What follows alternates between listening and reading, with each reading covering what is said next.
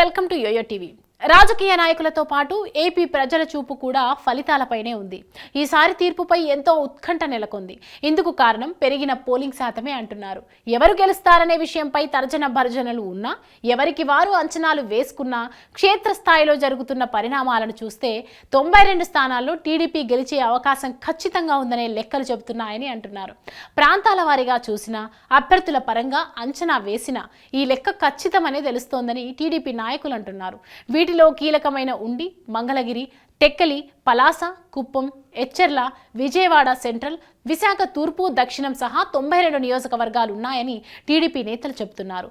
గతంలో కంటే కూడా ఇక్కడ ఎక్కువగా పోలింగ్ జరిగిన నేపథ్యంలో తమ గెలుపు ఖాయమని వారు అంచనా వేస్తున్నారు.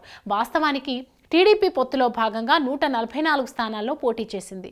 అయితే ఎంత లేదన్నా తమకు 92 స్థానాల్లో పక్కా విజయం ఖాయమని చెబుతున్నారు. ఆయా స్థానాల్లో ఉన్న నాయకుల పనితీరును కూడా అంచనా వేసుకుంటున్నారు.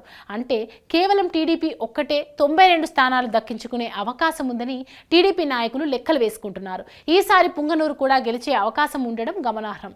అదేవిధంగా కుప్పంతో పాటు చిత్తూరు, పీలేరు నియోజకవర్గాల్లోనూ గెలుపు గుర్రం ఎక్కడం ఖాయమని తెలుస్తోంది. ఇక మరో అంశం, పార్టీలో సమన్వయం, టికెట్ల విషయంలో కొంత రగడ జరిగిన పెనమలూరు, నూజివీడు, గుడివాడ వంటి కీలక స్థానాలపై ముందు నుంచి కూడా చంద్రబాబు వ్యూహాత్మకంగా వ్యవహరించారు. చివరి నిమిషంలో చంద్రబాబు తీసుకున్న నిర్ణయాల కారణంగా ఆయా నియోజకవర్గాల్లోనూ గెలుపు గుర్రం ఎక్కడం ఖాయమని, అధికారంలోకి రావడం పక్కా అని లెక్కలు వేసుకుంటున్నారు.